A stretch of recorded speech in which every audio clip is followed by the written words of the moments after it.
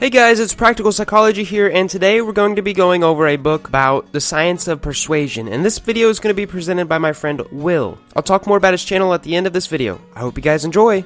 The most well-known book on the science of persuasion is without a doubt Robert Cialdini's book, Influence. It's well referenced in the business, sales, marketing, and personal development fields. It was the first authority reveal with over 60 years of science the universal biases that cause us to do stupid things, even if we claim we aren't influenced by them. Today I want to share with you the top 10 lessons I learned from his book so that you can protect yourself from manipulation and use it ethically to improve your results in life.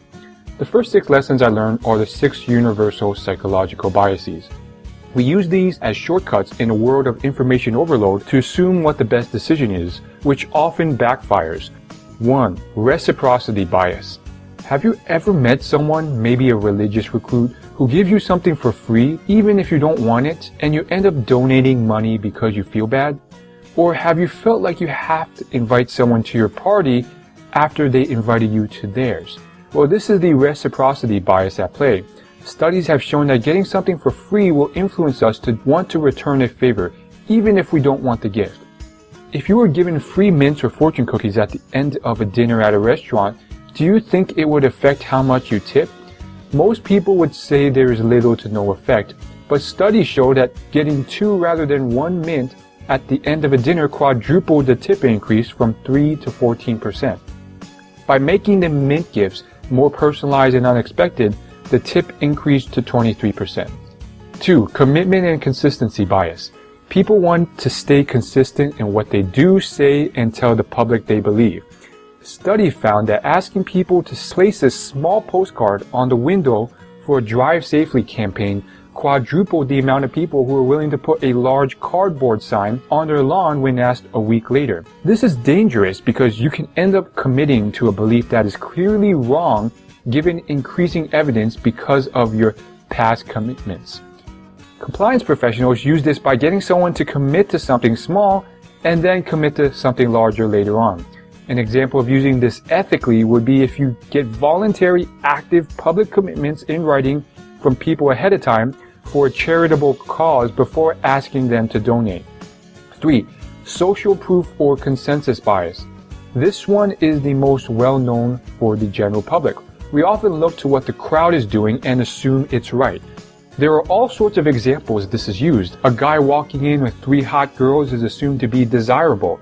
And if the stock market is crashing and everyone is selling, you assume you should sell too. Finally, if a bunch of deer start running, other deer run too because they assume there's a predator nearby. Of course, this can lead to foolish decisions. Just because everyone else is doing something doesn't mean they're right. A study on hotels found that by having a sign that said 75% of their guests reuse their towels, increased towel reuse by 26% because it showed people what most other people were doing. 4. Liking bias. People are more likely to agree and believe someone they like, even if they are wrong. Examples of this include assuming someone who is handsome or hot is more correct than they are. 2. Assuming someone who gave you a good first impression is a great fit for a job despite increasing evidence against this later on, also called the halo effect. And liking someone more who makes you laugh or gives you a lot of compliments. A study was done on MBA students that proved this. One group was told to immediately get serious with a mock negotiation. The other was told to exchange personal information and look for similarities to talk about before getting into negotiations. Only 55% of the first group came to agreement. The latter group had 90% that came to agreement. The takeaway is to exchange compliments and look for similarities when you first meet someone. 5. Authority bias.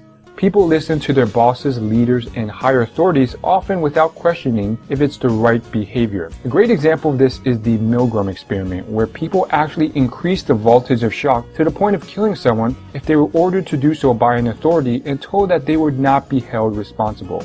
Studies also show that people are more likely to follow through on fitness advice if they see a certification hanging on the wall of the person who gave the advice.